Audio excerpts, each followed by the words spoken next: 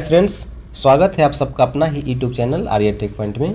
Friends, इस video में बात करने वाले हैं बहुत सारे कैंडिडेट जो टेक 1 का है एंड टेक 3 का है, जिनका वेरिफिकेशन एंड मेडिकल हो चुका है।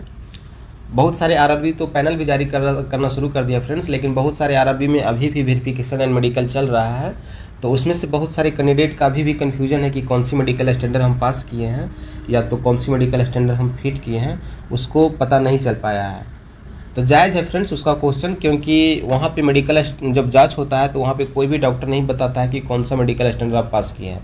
वहाँ पे कन्फ्यूजन बनकर ही रह जाता है और पूरी रास्ता स्टूडेंट्स को कन्फ्यूजन ही बना रहता है, पता ही नहीं चल पाता हम पास किए हैं या फेल किए हैं। तो फ्रेंड्स, हम उसी से संबंधित यह वीडियो बनाए हैं। आप लोग पूरी वीडियो में बने रहें तो आपको पता चल जाएगा कि आप भी किस तरह से अपना मेडिकल स्टैंडर्ड पता कर सकते हैं। आप लोग बने रहें। फ्रेंड्स, सबसे पहले हम बात कर लें कि बहुत दिनों से मेरा वीडियो नहीं आ रहा था। नहीं आने के कारण है कि हम भी अपना भाई के साथ वेरिफिकेशन एंड मेडिकल करवाने गए थे साथ में। तो चेन्नई गए थे फ्रेंड्स, क्योंकि इसका जो है वो चेन्नई बोर्ड था। चेन्नई में फिलअप किया ये फॉर्म, तो चेन्नई बोर्ड से इसका रिजल्ट है। एंड इसका जब रिजल्ट हुआ फ्रेंड्स, वो ICF में हुआ है ना। तो ICF में हुआ है तो फ्रेंड्स आपको बता दूं मैं, ICF का जो मेडिकल स्टैंडर्ड होता है वो C1 होता है। चाहे ICF हो, चाहे वर्कशॉप हो, चाहे प्रोडक्शन यूनिट हो, इस समय मेडिकल स्टैंडर्ड C1 मांगा गया था। लेकिन इसका देख पा रहे होंगे आप B1 एंड बिलो दिया हुआ है ना। तो आपको पहले ही बता दें कि फ्रेंड्स, पहले वीडियो में हम बताते आ रहे हैं कि पोस्ट प्रीफरेंस के अनुसार अगर आप B1 वाले पोस्ट भरे हुए हैं तो आपको B1 मेडिकल देना होगा, चाहे आप पास करें या ना करें। अगर आप प्रीफरेंस में दिए हैं तो उसको देना होगा। देखिए वही चीज़ आप देख पा रहे हैं फ्रेंड्स, इसका जो है ICF में रिजल्ट है, लेकिन इसका जो मेडिकल लिया गया वो B1 एंड बिलो लिया गया है ना। और इसका भी कन्फ्यूजन बन के रह गया कि हम कौन से मेडिकल स्टैंडर्ड पास किए हैं, है ना। देखिए ICF में इसका मेडिकल हुआ था। तो फ्रेंड्स, कैसे पता करना है उसी के बारे में हम बता देते हैं आपको, किस तरह से आप भी पता कर पाएंगे। फ्रेंड्स, यह मेरा RTI का है। तो हम किस तरह से RTI किए थे फ्रेंड्स, 2018 में जब मेरा रिजल्ट हुआ था, रिजल्ट होने के बाद मेरा भी मेडिकल हुआ था। तो आप ही लोग का जैसे मेरा भी कन्फ्यूजन बन के रह गया था कि कौन सी मेडिकल स्टैंडर्ड पास किए हैं।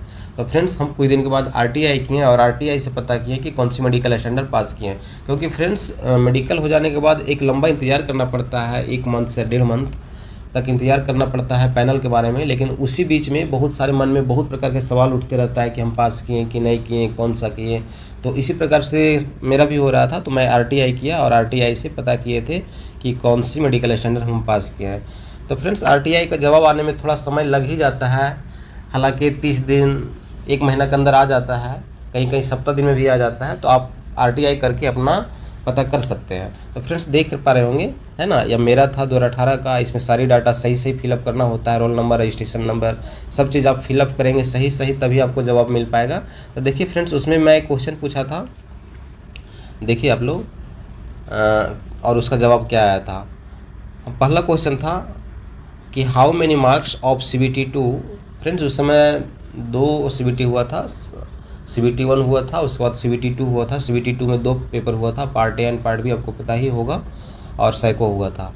तो हम CBT2 में part A and part B, part A जो था वो जनरल क्वेश्चन था और पार्ट B जो था वो ट्रेड था, है ना, ट्रेड से संबंधित क्वेश्चन था। तो हम वही CBT2 का part A and part B का हम नंबर पूछ रहे थे। हालांकि मुझे पता ही था, क्योंकि उस समय भी रॉ मार्क्स दिया हुआ था, नॉर्मलाइजेशन मार्क्स, रॉ मार्क्स उस समय भी दिया था। लेकिन फिर भी हम RTI कर रहे थे, सोचे थे एक ही बार में सभी क्वेश्चन को फिर से पूछ लें। तो एक क्वेश्चन, हम पहला क्वेश्चन ये था मेरा। दूसरा क्वेश्चन था फ्रेंड्स कि हाउ मेनी रैंक या merit position and qualify medical category. उसमें पूछे थे फ्रेंड्स कि मेरा रैंक क्या है या मेरिट पोजीशन क्या है, और इसी में पूछे थे कि कौन सी मेडिकल कैटेगरी हम क्वालिफाई किए हैं। आप लोग देख पा रहे होंगे दूसरा नंबर में। तो ये सब मेरा क्वेश्चन था। और तीसरा नंबर, चौथा नंबर, 5वां नंबर फ्रेंड्स, ये सब आपकी काम की नहीं है। तो इसमें हम बता दें आपको, ये 2 प्रकार का क्वेश्चन है जो आपको भी जानने के लिए ज़रूरी है। तो इस प्रकार से हम RTI किए थे। RTI करने के बाद कुछ दिन के बाद जवाब आया। क्या जवाब आया उसके बारे में हम बता देते हैं। देखिए, है ना, उधर से जवाब आया था, मेरा रांची बोर्ड था फ्रेंड्स, तो उधर से जवाब आया। देखिए, योर पार्ट A है ना, CBT2 में जो पार्ट A मार्क्स मेरा आया था नॉर्मलाइज करके, वो 68.20 था। एंड पार्ट B में 54.02 था, है ना। ट्रेड से था 75 क्वेश्चन का, उसमें से 54 नंबर आया था और इसमें 68 नंबर आया था। ये हो गया। उसके बाद दूसरा नंबर देखिए friends, you are declare fit in B1 and B2 medical category, है ना। B1 and B2। तो इस प्रकार से मुझे पता चल गया था RTI के माध्यम से कि हम B1 एंड B2 पास किए हैं। तो फ्रेंड्स आप लोग समझिए, इसी तरह से आप भी पता कर सकते हैं। तो देखिए ये तो हो गया था कि हम किस तरह से। तो फ्रेंड्स मेरा भाई का जो वेरिफिकेशन एंड मेडिकल हुआ तो हम उसका भी मन में बहुत सारा सवाल, उसको भी पता नहीं चल पाया। तो देखिए उसका भी मैं आते साथ तुरंत RTI कर दिए और उसका भी जवाब मांगे हैं RTI के माध्यम से। देखिए उसमें भी बहुत सारे क्वेश्चन पूछे, देख पा रहे होंगे यहाँ पे, है ना, भरत कुमार नाम है उसका। और ये सब सारी चीज़ें आपको सही सही देना होगा। और देखिए मेरा क्या क्या क्वेश्चन है, कुछ इंपॉर्टेंट क्वेश्चन पूछे हैं जो आप लोग के लिए भी फ़ायदेमंद है और आप भी इस तरह से पूछ सकते हैं। देखिए मेरा क्या क्या क्वेश्चन है। Respected sir, I have some query so I want to know. मेरे पास कुछ क्वेरी है जो मैं जानना चाहता हूँ।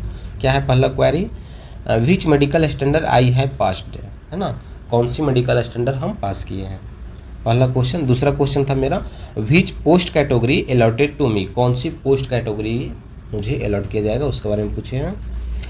इसके बाद तीसरा नंबर क्वेश्चन है कि when will be panel declare of technician 3, technician 3 का पैनल कब डिक्लेयर होगा, इसके बारे में भी पूछे हैं। चौथा नंबर क्वेश्चन है मेरा, when will be completed joining process, है ना, completed joining process, joining process जो टेक्नीशियन 3 का है वो कब तक कंप्लीट होगा, उसके बारे में पूछे हैं। और पांचवा क्वेश्चन है, when will be published second DV of technician 3। Friends technician 3 का सेकंड DV कब आएगा, हम चेन्नई बोर्ड का बात कर रहे हैं, कब आएगा उसके बारे में पूछे थे। तो फ्रेंड्स इस प्रकार से अपना अपना बोर्ड में ये सब सारी क्वेश्चन को अगर RTI कर ही रहे हैं तो जितना भी सवाल आपके मन में है वो सारी चीज़ आप पता कर सकते हैं। तो ये 4-5 इम्पोर्टेंट क्वेश्चन था जो सभी स्टूडेंट्स के लिए भी है, आप भी अपना बोर्ड से इस प्रकार से पता कर सकते हैं। और देखिए इसका रिप्लाई आता है कब आता है, अगर इसका रिप्लाई आता है फ्रेंड्स तो आपको वीडियो के माध्यम से हम बता देंगे कितना दिन में आता है और क्या जवाब आता है। सो तब तक आप भी इस प्रकार से RTI कर करके अपना जवाब मांग सकते हैं अपना बोर्ड से। तो फ्रेंड्स ये जानकारी रहा आप लोग के साथ, है ना। अगर वीडियो अच्छा लगे तो हमारे चैनल को ज़रूर सब्सक्राइब करें और लाइक के साथ साथ कमेंट्स करें। अगर कोई भी कन्फ्यूजन हो तो कमेंट्स करें, हम कोशिश करते हैं कि आप सभी का कमेंट्स की रिप्लाई दूँ, है ना। तो फ्रेंड्स धन्यवाद।